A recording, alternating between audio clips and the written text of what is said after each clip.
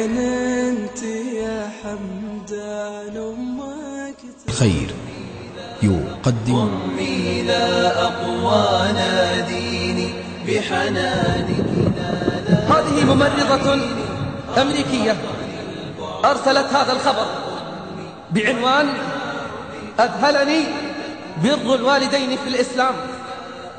تقول: أول مرة سمعت فيها الكلام عن الإسلام كان أثناء متابعتي لبرنامج في التلفزيون، فضحكت من المعلومات التي سمعتها. بعد عام من سماع كلمة الإسلام استمعت لها مرة أخرى، ولكن أين؟ في المستشفى الذي أعمل فيه، حيث أتى زوجان وبصحبتهما امرأة كبيرة في السن مريضة. جلست الزوجة تنظر أمام المقعد الذي أجلس عليه لمتابعة عملي، وكنت ألاحظ عليها علامات القلق، وكانت تمسح دموعها. من باب الفضول سألتها عن سبب ضيقها وبكائها، فأخبرتني أنها أتت من بلد آخر مع زوجها الذي أتى بأمه باحثا لها عن علاج لمرضها. كانت المرأة تتحدث معي وهي تبكي وتدعو لوالدة زوجها، تدعو لها بالشفاء والعافية، فتعجبت لأمرها كثيرا. تأتي من بلد بعيد مع زوجها من أجل أن يعالج أمه. تذكرت أمي، تقول الأمريكية: تذكرت أمي وقلت في نفسي: أين أمي؟ لم أرها منذ 4 أشهر، وإلى الآن لم أفكر بزيارتها. هذه أمي، كيف لو كانت أم زوجي؟ لقد أدهشني أمر هذين الزوجين، ولا سيما أن حالة الأم صعبة وهي أقرب إلى الموت من الحياة.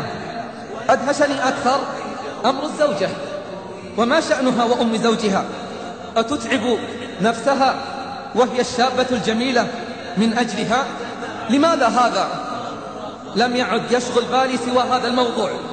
تخيلت نفسي لو أني بدل هذه الأم.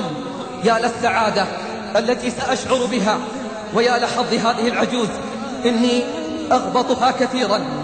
كان الزوجان يجلسان طيلة الوقت معها، وكانت مكالمات هاتفية تصل إليهما من الخارج يسأل فيها أصحابها عن حال الأم وصحتها. دخلت يوما غرفة الانتظار فإذا الزوجة تنتظر، فاستغللتها فرصة لأسألها عما أريد. حدثتني كثيرا عن حقوق الوالدين في الإسلام، وأذهلني ذلك القدر الكبير الذي يرفعهما الإسلام إليه وكيفية التعامل معهما. بعد أيام توفيت العجوز، فبكى ابنها وزوجته بكاء حارا وكأنهما طفلان صغيران. بقيت أفكر في هذين الزوجين وما علمته عن حقوق الوالدين في الإسلام، وأرسلت إلى أحد المراكز الإسلامية أطلب كتبا عن حقوق الوالدين. ولما قرأته عشت حلما لا يقظة، أتخيل خلالها أني أنا الأم، ولي أبناء يحبونني ويسألون عني ويحسنون إلي حتى آخر لحظات عمري ودون مقابل. هذا الحلم الجميل جعلني أعلن إسلامي. هذا الحلم الجميل جعلني أعلن إسلامي دون أن أعرف الإسلام. لم أعرف منه إلا حقوق الوالدين، فالحمد لله تزوجت من رجل أسلم وأنجبت منه أبناء ما برحت أدعو لهم بالهداية والصلاح.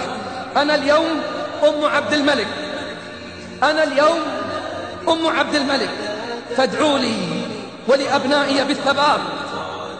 هذا هو ديننا، هذا هو ديننا، وهذه هي أخلاقنا. لقد من الله على المؤمنين إذ بعث فيهم رسولا من أنفسهم يتلو عليهم آياته ويزكيهم ويعلمهم الكتاب والحكمة وإن كانوا من قبل لفي ضلال مبين. يرتد الصوت فلا مرأى إلا للطيف يناديني، فتغل دموعي يا أمي ويثير الجرح براكيني ويثير الجرح